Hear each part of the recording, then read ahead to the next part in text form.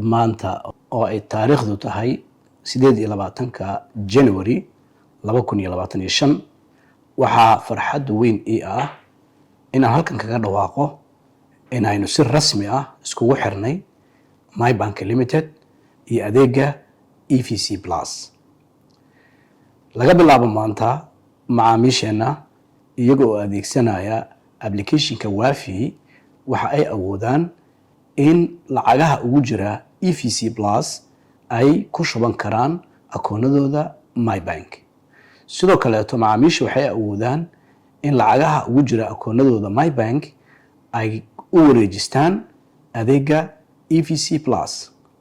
tani waa talaabo kale oo aan u qaadnay ka dhabaynta halku dhigeenii ahaa mar kasta iyo meel kasta, oo micnaheedu yahay in macaamiisheenu ay adeegyada MyBank ka heli karaan meel kasta ay joogaan iyo mar kasta ay joogaan, haddii ay tahay dalka gudihiisa, dalka dibaddiisa, miyi ama magaalo.